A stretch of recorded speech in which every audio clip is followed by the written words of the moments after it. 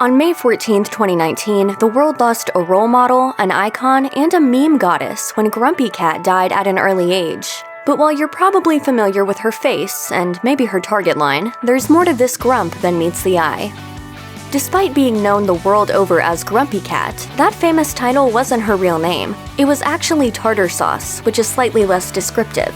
According to Business Insider, she got her original moniker from owner Tabitha Bundeson's daughter Crystal, whose mom had just made her try the condiment. At the time, Tabitha was a waitress at Red Lobster. She told Mental Floss, "Crystal was like, 'Ew, no,' and I said, 'Honey, you have to try it, it goes with fish.' So it was fresh in her mind when the kitten was born."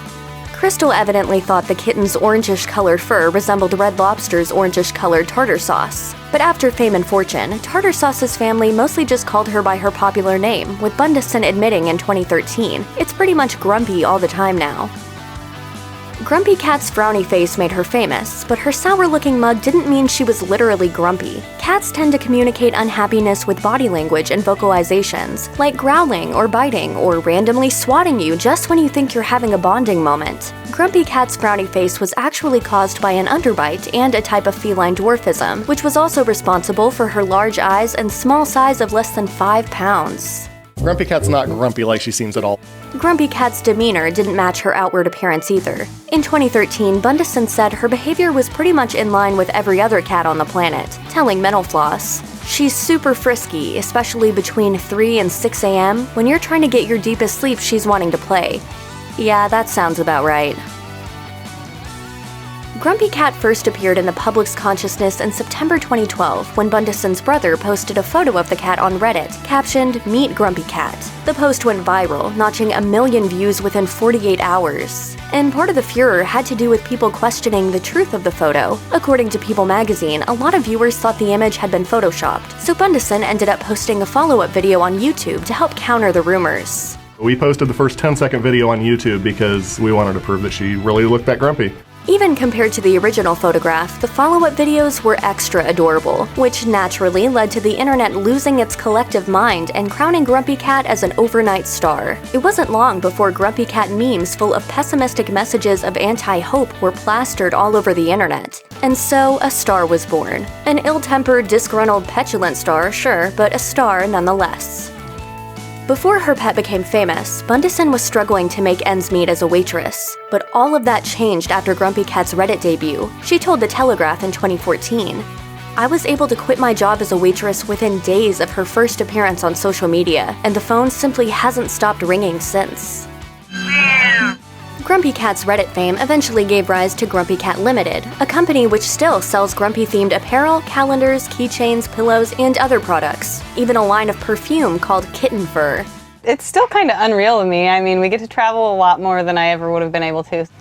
Not only was Grumpy Cat not an only child, but her brother has the same condition that she did. But according to the cat's family, he wasn't blessed with that signature perma-frown. Bundeson told Mental Floss, "He does have dwarfism, so he's super short and cute too. His face isn't as frowny as hers, but he does have an underbite." Grumpy Cat's brother is named Pokey, and he's gotten a little bit of airtime, though not as much as his meme phenomenon sister. That's probably because his face has less of the "I hate you" countenance and more of the typical "you are a peasant" look that pretty much every cat's face has. BuzzFeed described him, saying, "Pokey doesn't hate you personally, he just finds you to be vaguely contemptuous." Deep down inside, all cats want their own personal chef, some petting on demand, and a publicist to deal with unsolicited attention. While we don't know if Grumpy Cat had a full staff at her disposal, she definitely had a good PR team. In fact, her publicist is the one who announced her passing on Twitter with the bittersweet words, "Some days are grumpier than others." At various times, Grumpy Cat also had her own bodyguard too, including Chase Burns, who guarded the famous feline at an art museum in 2013, where Grumpy was appearing as a special guest of the Internet Cat Video Festival. Chase told The Stranger, "A crowd of what I assume to have been thousands was waiting to take a picture and, if they were lucky, pet the cat." So don't say she was only internet famous. Her star really was that bright. If you had to imagine what a famous cat eats, you'd probably picture tuna pate, grilled salmon, or some other luxury. In Grumpy Cat's case, you might imagine that even the finest fish wouldn't be enough to turn that frown upside down, but Grumpy Cat actually had much simpler taste than that. She was the frisky spokescat, so it probably goes without saying that she ate a lot of Frisky's cat food, even though she was also a millionaire with access to more premium offerings. According to Mental Floss, her favorite food was Frisky's savory shreds, though she did branch out into tuna on occasion. She also reportedly ate Starbucks coffee cake, an affordable indulgence which truly signifies her as a star for the masses. Whenever a human being dares to make a little money off an animal, there are going to be people crying foul. And a lot of people complained that Grumpy Cat was being exploited by the Bundesons. The Daily Dot characterized the phenomenon of her fame with a pointed critique, saying, "She's clearly exhausted and perhaps not entirely pleased to be trotted out, manhandled, subjected to teeming crowds, flashing cameras, and terrifying camera sets. She didn't choose this particular career, though her owners seem perfectly happy to exploit her." I think she could care less, but we all think it's totally awesome. It is worth noting, though, that PETA, a famously critical organization, said that the cat's working schedule wasn't anything to worry about.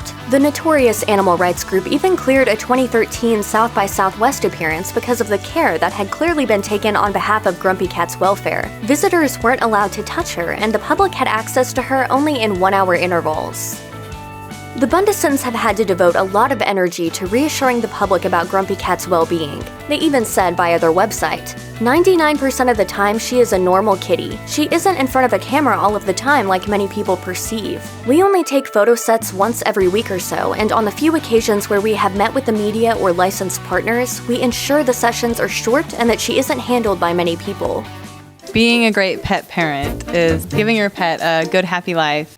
As for the idea that Grumpy Cat is drugged during her personal appearances, they have an answer for that too. Tabitha's brother Brian told Mental Floss, "She never has been sedated and never will be. Her health and safety is the most important thing to us." With viral fame comes book and movie deals, even for notoriously miserable felines. Grumpy Cat had such a prolific career in advertising that Ad Age devoted an entire article to her accomplishments, which included a deal for a series of Grumpy Cat Golden Books and a Lifetime movie called Grumpy Cat's Worst Christmas Ever, with one critic warning via Daily Dot, "It promises to be an absolutely excruciating experience, so self-referential and self-deprecating that it becomes almost unbearable." For my Christmas wish, I wish I meet a friend, one on whom I can depend. So, me? You really screwed up your big wish. Grumpy Cat was also credited as a published author. Her book credits include The Grumpy Guide to Life, Observations by Grumpy Cat, and Grumpy Cat, A Grumpy Book.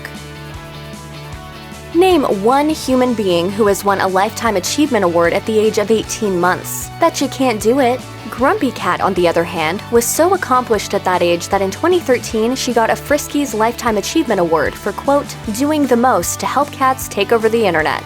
That same year, she was named the official spokescat for Friskies, and in that role, she got to star in several ads and social media videos, including one entitled, It's Hard to Be a Cat at Christmas, where she shares the spotlight with other famous internet cats. Friskies donated cans of cat food to shelter animals in exchange for views, so Grumpy Cat was also kind of a philanthropist, even if she wasn't entirely aware of it. That's a lot of achievement for anyone, especially for a cat. How do you plan to bolster and strengthen your brand for maximum monetization? Besides selling a lot of Friskies, books, calendars, and t-shirts, Grumpy Cat sold coffee and cereal too. According to Ad Age, in 2014 she appeared in a Honey Nut Cheerios commercial where she met Buzz the Bee and proceeded to predictably not get along with him. Not even a smile?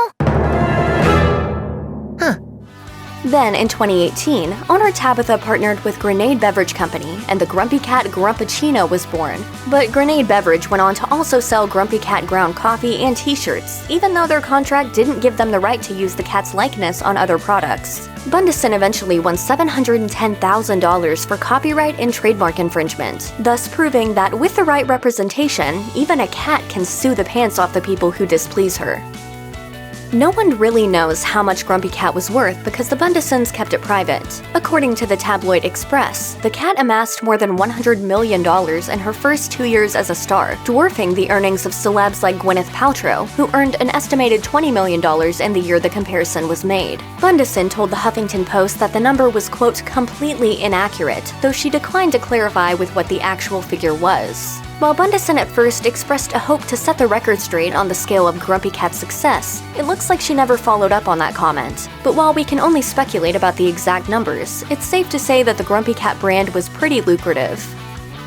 Grumpy Cat died of complications from a urinary tract infection, something that's actually really common in cats and can be deadly. Grumpy Cat also had feline dwarfism, which might have made her more susceptible to such complications. According to Senior Cat Wellness, birth abnormalities can cause dysfunction in the feline urinary tract, but whether or not the condition that gave the cat her distinctive face also contributed to her health crisis is just speculation, and we may never know why Grumpy Cat died so tragically young. But it's clear that she had the best care and that the family did everything they could to save her. But that doesn't make it any easier to say goodbye. Whether you loved Grumpy Cat from her first day to her last, or had grown kind of sick of seeing her all over the internet, there's no denying the impact she had on popular culture.